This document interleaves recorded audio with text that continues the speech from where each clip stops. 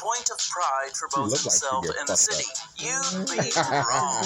Pitbull definitely picked himself up a Miami mansion that dreams are made of. Unfortunately, that became something of a nightmare. Once upon a time, it does look like this was a beautiful pad.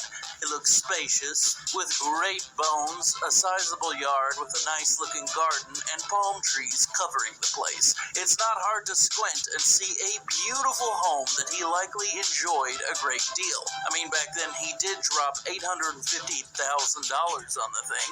Now I doubt anyone would pay even half that for what it's become. His Pinecrest mansion may have once been a beauty, but eventually this mansion was left abandoned. That Miami greenery everyone loves so much when they moved there overtook the home and pretty much made it look like some sort of post-apocalyptic disaster of a home. Seriously, this looks like one of the homes they break into in The Walking Dead when they have to go look for supplies. It got so bad that the neighbors complained and even the Miami Herald got involved. He's tried to sell the home, but just look at it. I think he might have to pay someone to take it off his hands. That's not going to be an easy sell to make at all. While it's easy to buy these mansions, keeping up with them can be another matter altogether. Costs of upkeep both inside and outside of the home can really stack up, even for rich celebrities. Let that be a lesson for you when you hit it big. Most celebrities of Pitbull's stature go out of their way to show just how many fancy cars they have. Lamborghinis, Bentleys, Ferraris, and the like. Unfortunately, Pitbull seems to keep some things on the DL. That being said, there is one car he's had in his garage that no one in the world could ever match up to.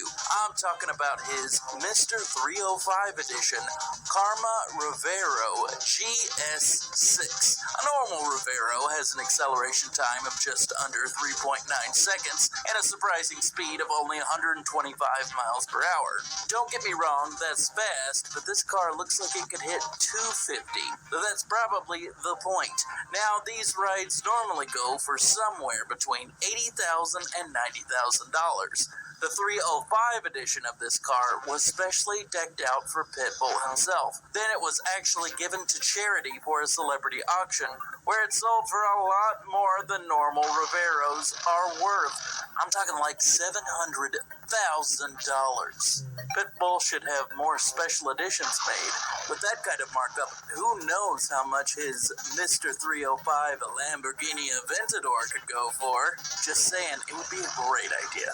Anyone who has seen Pitbull's music video for 60 People or the Fiat song knows that Pitbull loves yachts.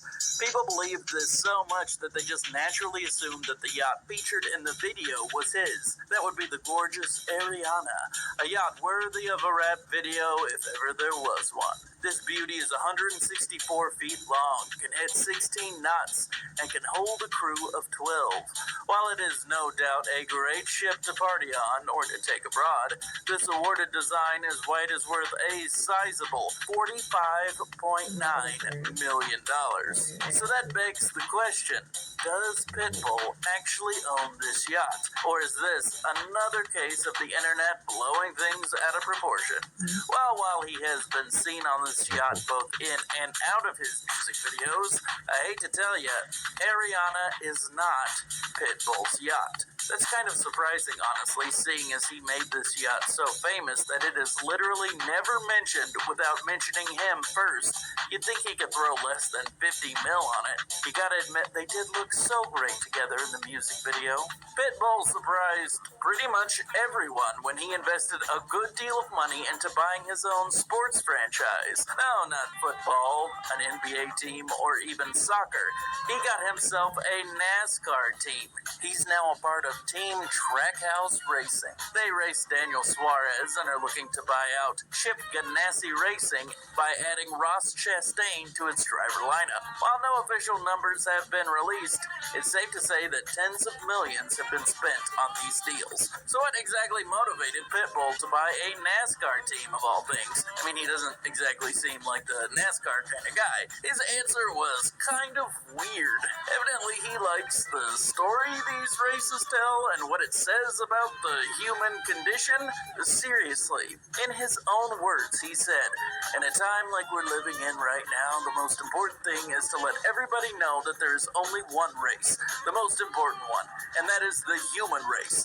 That's what these races are about, bringing the sport, creating the culture, motivating everybody out there, letting them know these races, cars, and stories." Now, you can try your best to figure out what that means yourself. I'm still scratching my head over it, to be honest. Pitbull is one of the biggest names in hip-hop right now.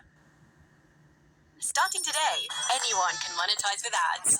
As part of the all-new Beehive ad network, thousands... Now, and for good reason. He's a Grammy winner who has both performed and produced hit after hit after hit. This level of professional success comes with a sizable fortune, one that was well above what even I was expecting. Surprisingly, Pitbull is worth a big-time fortune of $100 million. That's more than Future, Cardi B, or Machine Gun Kelly. Almost as much as all three combined, though only one of them actually gets to date Megan Fox. As you would expect, most of that comes from album sales and concerts. The man has an impressive sales record of 25 million studio albums and over 100 million singles worldwide. As far as concerts go, he costs a fortune to book. The booking fee for scoring one of his performances in your venue is between $500,000 and $875,000. So yeah, no wonder the man is so rich.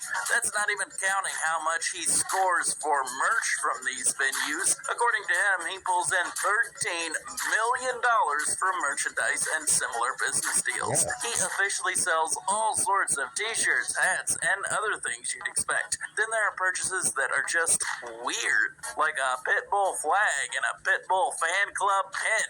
Who are these even for? The man's made $13 million off of this stuff. How much of that is fan club pin money? When it comes to celebrity endorsements, we tend to think of athletes first. While the NFL and NBA stars often make some of the biggest deals in endorsement history, plenty of others in the entertainment industry partner with whatever company will throw them the big enough paycheck. Pitbull has been associated with a variety of brands over the years for quite a chunk of cash. The first major brand that he pulled was Kodak, working alongside the likes of Drake and Rihanna. Clearly, the industry took notice of his commercial chops because the calls kept coming in. He hit it big with a Dr. Pepper contract that just kept paying. Pitbull did several commercials with them and even an exclusive Dr. Pepper concert complete with its own Dr. Pepper red carpet, which is just bizarre. Other brands he's mentioned